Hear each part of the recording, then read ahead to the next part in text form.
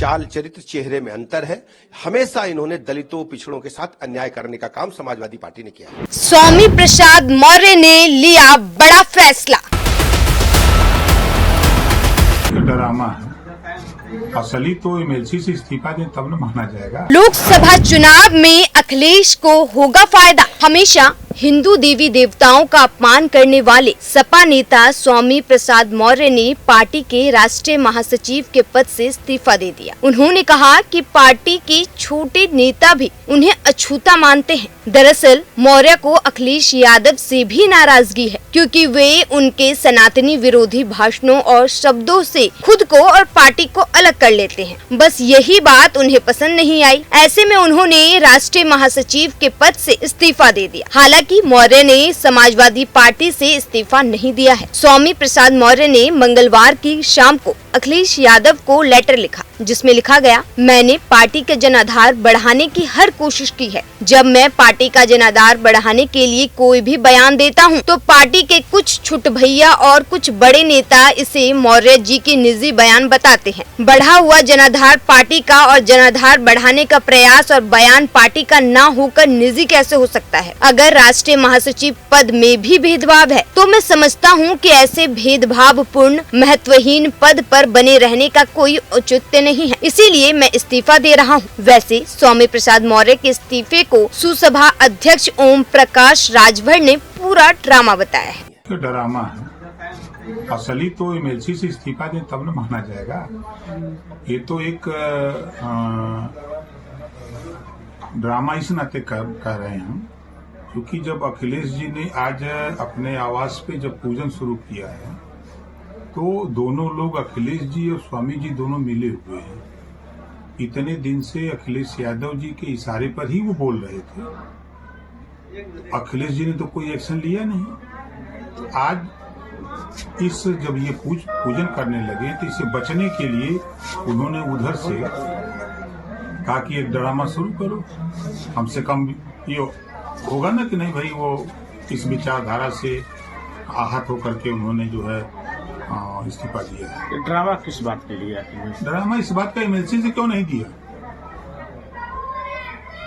विधान परिषद बने रहेंगे सपा से और संगठन से इस्तीफा दे दिए। इसका कोई मतलब है? संगठन तो आज है, कल फिर बना दिए जाएंगे।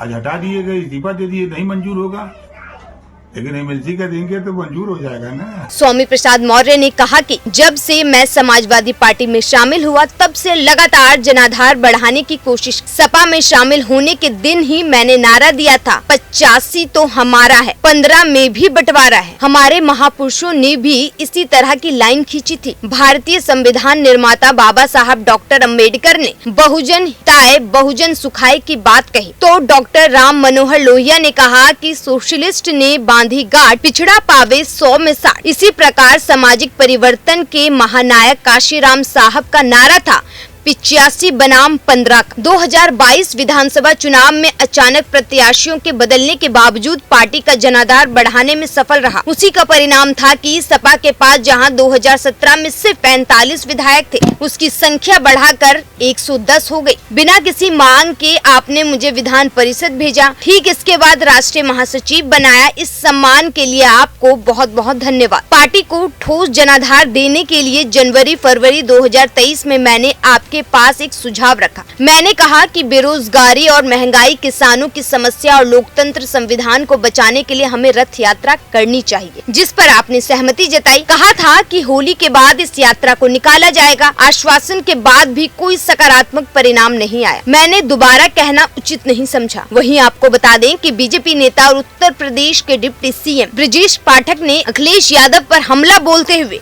पीडीए पर सवाल उठाया। उन्होंने क्या कुछ कहा, एक बार आप भी सुनिए। सिद्ध हो गया है कि समाजवादी पार्टी केवल परिवार डेवलपमेंट अथॉरिटी चला रही है। ये जो 3 टिकट हैं, पीडीए का इससे कोई लेना देना नहीं। पीडीए पूरी तरह से गायब है और ये इनकी सोच, चाल चरित्र चेहरे में अंतर है। हमेशा इन्होंने दलितों पिछड़ों के साथ अन्याय करने का काम समाजवादी पार्टी ने किया है। स्वामी प्रसाद मौर्य ने अपने पद से इस्तीफा दे दिया, जो सौंपा गया था। उन्होंने कहा कि कार्यकर्ता बनकर वो उसमें पार्टी।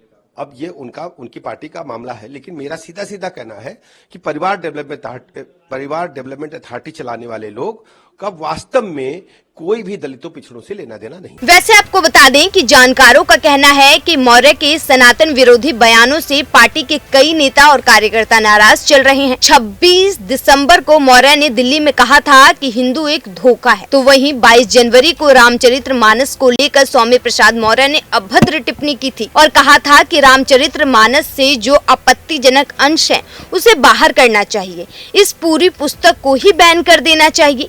ब्राह्मण भले ही दुराचारी, अनपढ़ और गवार हो, लेकिन उसे पूजनीय बताया गया है, लेकिन शूद्र कितना भी ज्ञानी, विद्वान या फिर ज्ञाता हो, उसका सम्मान मत करिए। क्या यही धर्म है? 13 फरवरी को सोनभद्र के मरुकला में बागेश्वर धाम के धीरेन्द्र शास्त्री को लेकर आपत्तिजनक बयान दिए गए। कहा, अभी हाल ही में मेरे दिए गए बयान पर कुछ धर्म के ठेकेदार ने मेरी जीभ काटने एवं सिर काटने वालों को इनाम घोषित किया है। वहीं 17 फरवरी को लखनऊ के एक होटल में स्वामी प्रसाद मौर्य का अयोध्या के महंत राजू दास के बीच हाथापाई भी हुआ। 31 जुलाई को स्वामी प्रसाद मौर्य ने ये कहकर विवाद खड़ा कर दिया था कि बद्रीनाथ, केदारनाथ और जगन्नाथपुरी पहले बौद्ध मठ थे। हिंदू धर्म का विरोध करते हुए उन्होंने यहाँ तक कहा था कि हिंदू फारसी शब्द है, फारसी में इसका मतलब होता है चोर, नीच, अधम। अनगिनत बार मौर्य ने हिंदू और सनातन धर्म का अपमान किया है, जिसकी वजह से अखिलेश यादव को कई बार स्पष्ट करना पड़ा कि ये पार्टी का बयान नहीं है, मौर्य का निजी बयान है। वहीं कई लोगों का कहना है कि स्वामी प्रसाद मौर्य को राज्यसभा नहीं भेजा जा रहा है, इसीलिए वो नाराज है। इसी की वजह से महासचिव के पद से इस्तीफा दिया है। अब देखना होगा कि लोकसभा चुनाव के लिए ये सपा अध्यक्ष अखिलेश यादव की सनातन वोटरों को साधने के लिए एक कदम है, या फिर सच में मौर्य पार्टी के रवैये से परेशान है। और अगर वो पार्टी के रवैये से परेशान है, तो क्या सिर्फ राष्ट्रीय महासचिव के पद से इस्तीफा देने से उनकी नाराजगी खत्म हो जाएगी? उन्होंने पार्टी से इस्तीफा क्यों नहीं दिया है? Bureau report, news 1 India.